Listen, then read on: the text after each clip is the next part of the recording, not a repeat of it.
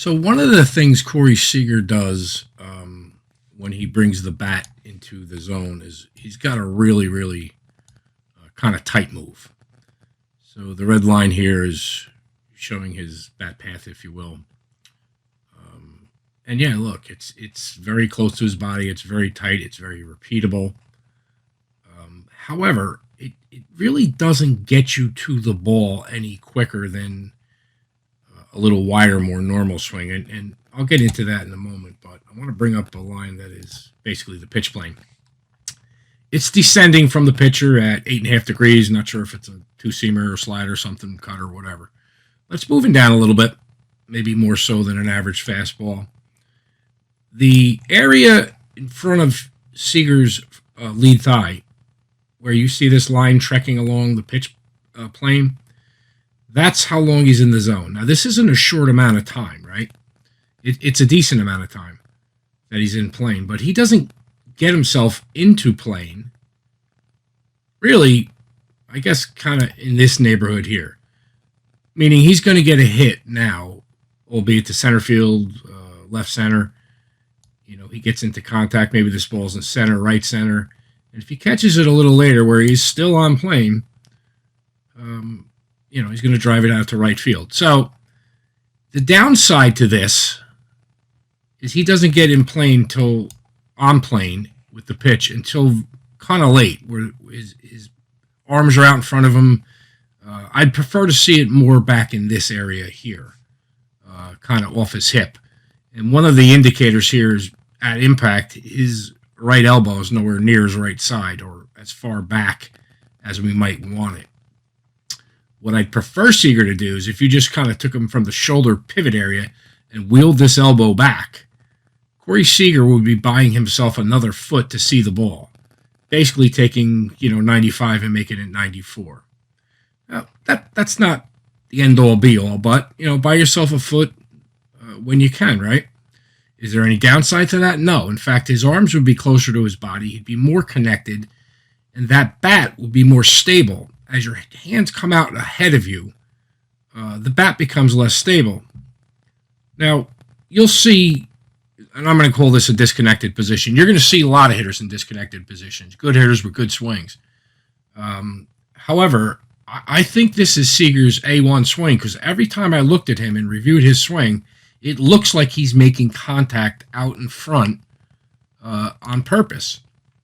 So if I could just touch on that, I think it's by design. Now, it starts kind of here when he gets into heel plant, bat's kind of tight to his head, and then he keeps it extremely tight. Now, again, as I said, by keeping it that tight, there are advantages. I think it's very easy to rotate and tilt into the ball as he does here. One other point of interest. So as soon as Seager kind of gets into toe touch, and you watch his rear elbow kind of start to slot, so once it gets about here in the slotting position, he still hasn't fully committed. I think in his mind, he's like, all right, yeah, I'm going right about here. Point is this. His elbows are however far apart they are, right? Watch it through until impact. His elbows are that far apart still. So all the way back from this position here, once he starts slotting, he just has to work his left shoulder down a little and rotate simultaneously. All right, so this is really very, very consistent. Not a lot can go wrong with that, which is great. But the downside is, as I said, he's making contact by design or by necessity because his swing is so tight, well out in front of him where he's going to lose power. Now, he also has a good amount of bend in his left elbow here, virtually 90 degrees, which is tremendous. Again, would like to see it back by his body, more so by his hip. But he now can extend his arms through the zone. And if we kind of bring back up that bat path, this is how he manages to stay on, in the zone for a good amount of time. Extends that straight down the line. I got to believe his feeling or thought is trying to drive everything up the middle, and he's trying to create energy and a release that goes forward through the pitcher into center field. Now, I do know he pulls the ball, and he pulls it with power. If he's a tick early, with this move, his arms would straighten out and he's just going to pull a ball, to right field and hit it hard. One of the really great things I think Seager does that I do like is if you watch him into heel plant, his body really kind of turns into the ball, although he's pulling his hands out in front of him. This is the part I don't like.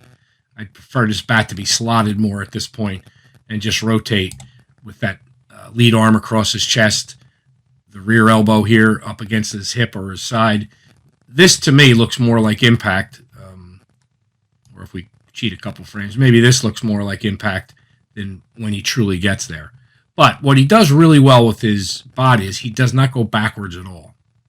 So a lot of guys that will throw their hands out have to overextend, and consequently, you'd see them listing back over their back heel even sometimes. And they get a really kind of an angle kind of going across this way with their body. That's not a good thing. So he does. It's kind of like it's a catch-22. Everything he's doing. So the body rotation is very good, but he is pulling his hands aggressively out in front of him, which I think is a downside and a negative for the most part. Yet he does not give it all with that body. He's staying through it. This is what I meant by I think his intention is to just smash this to center field. Now, whether he pulls it or goes the other way, I think is irrelevant. I think that's just a timing thing, and that's going to happen to all players. But the intent with the body is to really drive towards center field, and that always, always helps.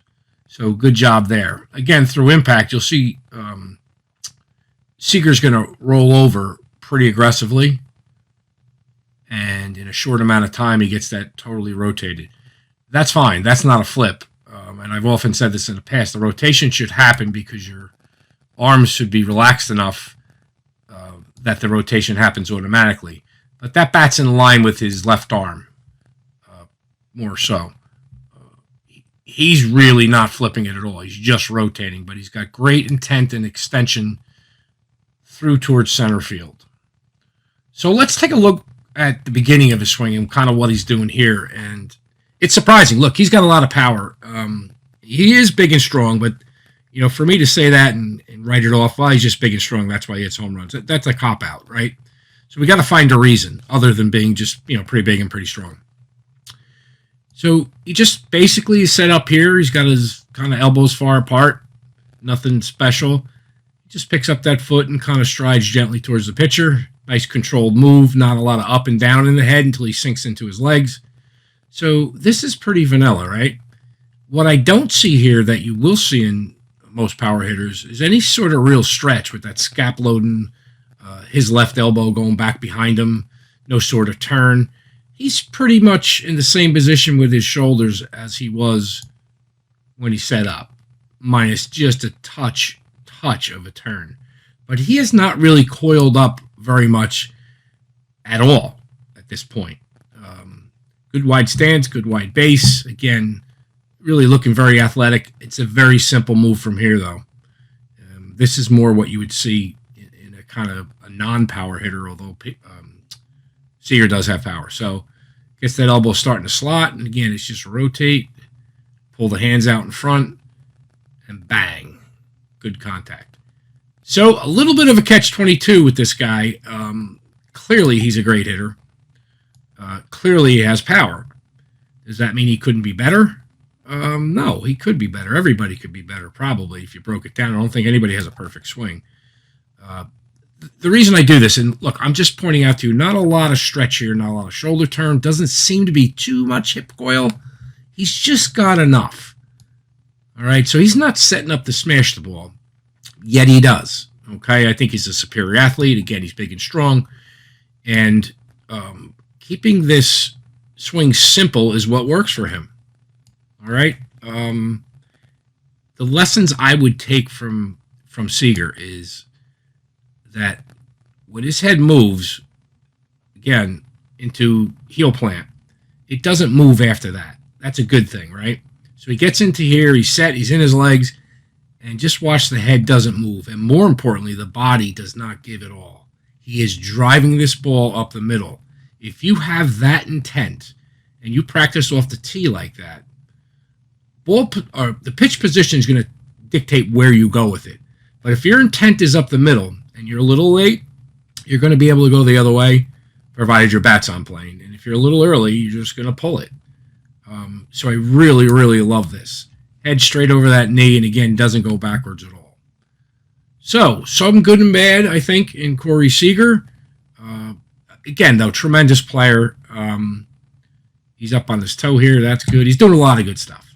I just don't agree with everything, and specifically how he kind of pulls his hands out in front of him. All right.